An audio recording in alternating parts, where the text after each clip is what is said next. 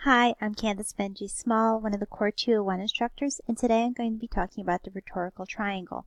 The triangle is meant to represent the three aspects of persuasion. Ethos, which is persuasion through authority, pathos, which is persuasion through passion, and logos, which is persuasion through logic. The first one we're going to talk about is ethos. Whenever we are offered an argument, human beings naturally question the quality of the source as reliable or not. Ethos relies on a source's ability to exhibit the kind of character an audience finds trustworthy. For example, we see this in our world with Apple. I'm sure you know people who will buy anything that Apple puts out. They always get the latest iPhone, the iPad, maybe even the Apple Watch. But if Apple's putting out, they buy it. They trust Apple, and therefore they're persuaded to buy its products.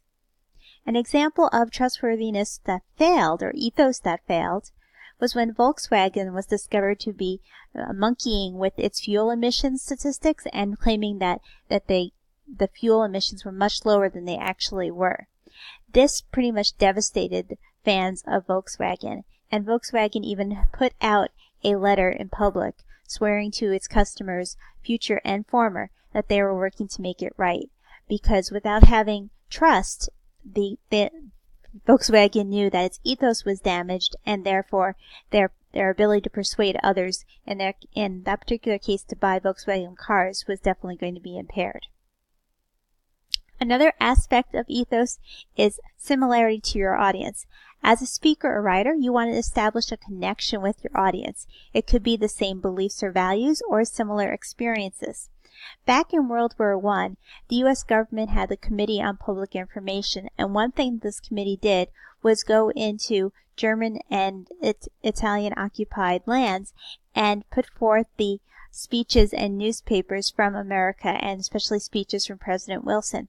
But what they would do is they would actually hire people who spoke the language of the land or the country. So, for example, future New York Mayor Fiorello LaGuardia, his parents had migrated to the U.S. from Italy, and he spoke Italian. So they had him go over to Italy and talk about all the good things that America was doing. That was a way for the Committee on Public Information to use ethos to persuade our enemies to listen to our message. Ethos is also expertise relative to your topic.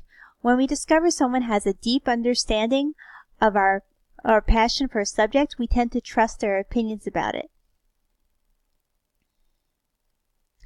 Ethos is also authority, and this can be very audience specific.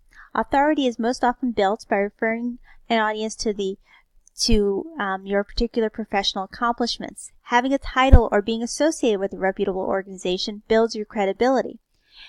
In his letter from Birmingham jail, Martin Luther King had the quote, "I have the honor of serving as president of the Southern Christian Leadership Conference, an organization operating in every southern state with headquarters in Atlanta, Georgia."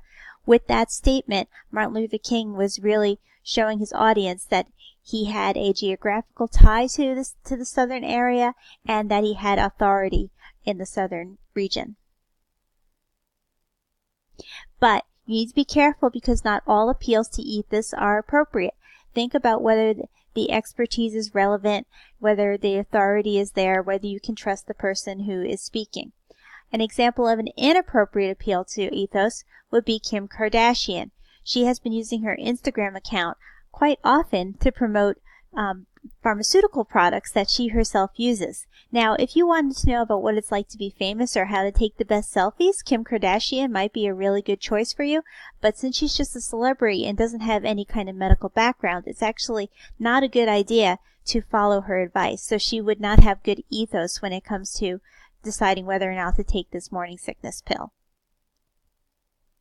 The next aspect we're going to look at is logos, which is the method. The message. Logos usually refers to the text or the speech. It is appeal to the audience reason or logic. And logos is what we most frequently associate with good argumentation. So when you are looking at a text logos, consider what the conclusion is and the premises. So here's an example of an argument diagram like we've talked about before. In this case, the conclusion is people should not be able to be completely anonymous on the internet. And those smaller boxes are all the reasons. So when you're examining and evaluating logos, you want to be sure that you can find the conclusion and the premises, that the premises support the conclusion. If it's all over the place, like this example image, and this leads to this, but wait, how does this premise fit? That's a bad sign. The logos is not very good in that particular argument. Logos often relies on data and evidence. Here's an example of an ad for a Chevy car. And for the Chevy, they are relying on the statistics of the mileage that you get from gas. This is a really good example of a logos appeal.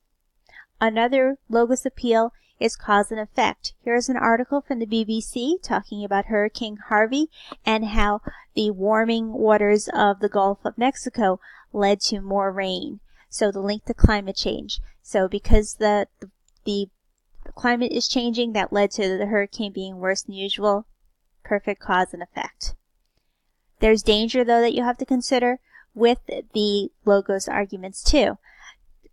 Before we talked about making sure that you could pick out the conclusion and the premises, that it wasn't all over the place, right?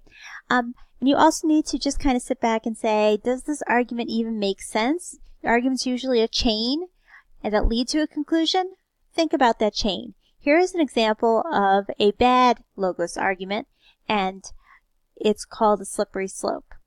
Never sing in the shower. Singing leads to dancing. Dancing leads to slipping, and slipping leads to paramedics seeing you naked. So remember, don't sing in the shower.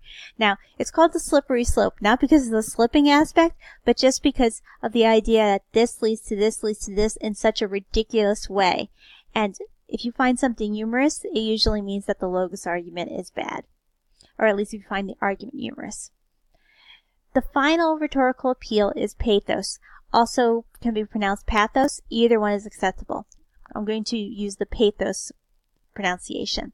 And pathos represents the audience, and is persuasion through passion or emotion. Humans are creatures of emotion and feel deeply about their beliefs in the state of affairs. The easiest means to manipulate others is through pathos, and it's easy to misuse, but it doesn't mean that all appeals to pathos are bad or inappropriate. Pathos is a factor whenever you make an argument. Or when you hear an argument, because you're going to feel something about it. It's also a psychological response. While our emotions are not specifically rational, not all arguments that evoke emotions in the audience are illegitimate or manipulation. Often perfectly good arguments cause us to feel deeply, and that emotional response can be a perfectly reasonable reaction to arguments. It's all about relevance. Here is the website for UNICEF, which raises money for children. It makes perfect sense for such an organization to put children on its website. So this is an appeal to pathos. It wants to evoke that oh, I could help these children, right? It's getting that kind of emotion out there to its audience, but it's also relevant. This is the work they do, so it makes sense that the children are pictured. This would be an appropriate appeal. It can also be seen in humor. Here is just a funny little ad. Picks up 5 times more women than a Lamborghini. It's not particularly on target, but it's not trying to trick you into feeling something. Its humor is a perfectly appropriate appeal to pathos too. We like to laugh. Pathos can also be touching. Here's an article from one of the papers. Saving pets is paramount for many fleeing tropical storm Harvey. And they have a picture of a man helping a German Shepherd get away from the storm. It's right on target. It's accurate, it's relevant, appropriate appeal to pathos. As I was putting this presentation together, I saw on Facebook that the Radford University Graduate College had updated their cover photo, and I can see from the image what they're going for. They're appealing to pathos here by choosing a diverse set of students. They have men and women, and they have students of different racial backgrounds represented. And this is meant to appeal to the wider Facebook audience so that people, when they look at the picture, can picture themselves coming to Radford University. This, again, would be an appropriate appeal to pathos. So where is the danger? As I mentioned at the beginning, it's very easy to manipulate people through emotional, inappropriate uses of the pathos. Let's first just take a look at this picture. It's a picture of a man, and looks like he's trying to resuscitate a yellow lab, which is heartbreaking. What's going on with this picture? At this point, I can't say whether or not it's appropriate or inappropriate. I just know it's very emotional.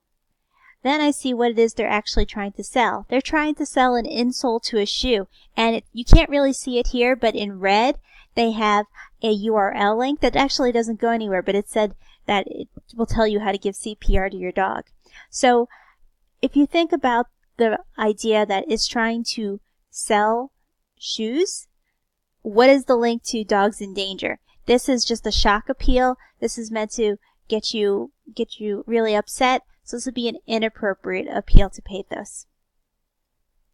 So as you are looking at arguments, first consider which appeal is being employed. Many arguments will use all three, ethos, logos, and pathos.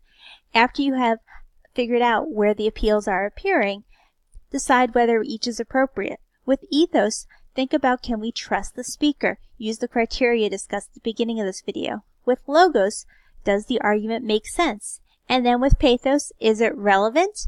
Or with humor, it's not so much that it's relevant as is it trying to harm you in some way? Is it bad in some way? Or is it manipulative?